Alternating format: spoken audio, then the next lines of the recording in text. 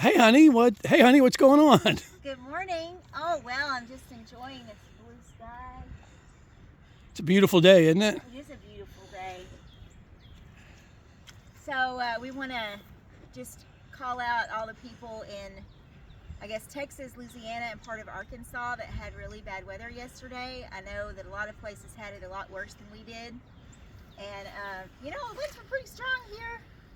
Just a little strong. This is our... installed a new skylight for viewing and gazing at the stars. What do y'all think? This is great for stargazing. I think we might have overdid it a little bit, but you know, that's what we do around here. So this is our former yurt. You know, the good thing about this is it settled an argument, discussion, as to whether or not we save the yurt for guest quarters, we sell it, or we get rid of it. I think the decision is made. Decision made. So it's going to become prime tarp material. So there's a lot of things to be thankful for. We are so thankful that the tornado, we didn't get a tornado. We got obviously some pretty substantial winds yesterday, but it really could have been a lot worse. We abandoned ship yesterday morning.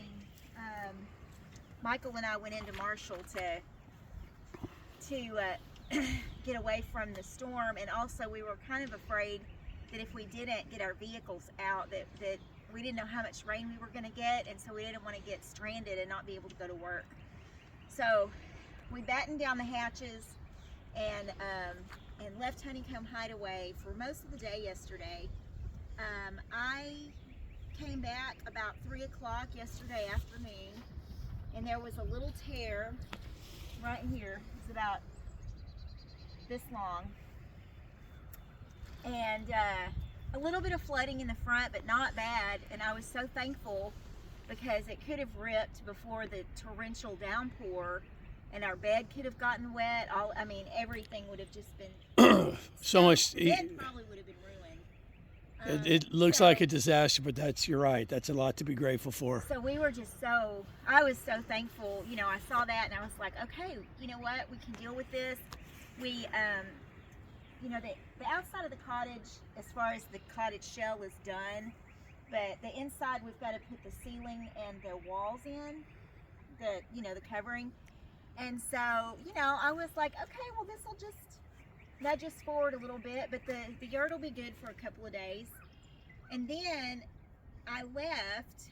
I had a volunteer fire department meeting, some errands to run, feed my neighbor's horses, and we didn't get back here until probably 8:30 last night. Yeah, it was about 8:30. And it wasn't this bad at 8:30, but the whole front end was gone. Clear that we were not gonna be sleeping in there. No, and the winds were whipping at about 50-mile-an-hour gusts. It was brutal.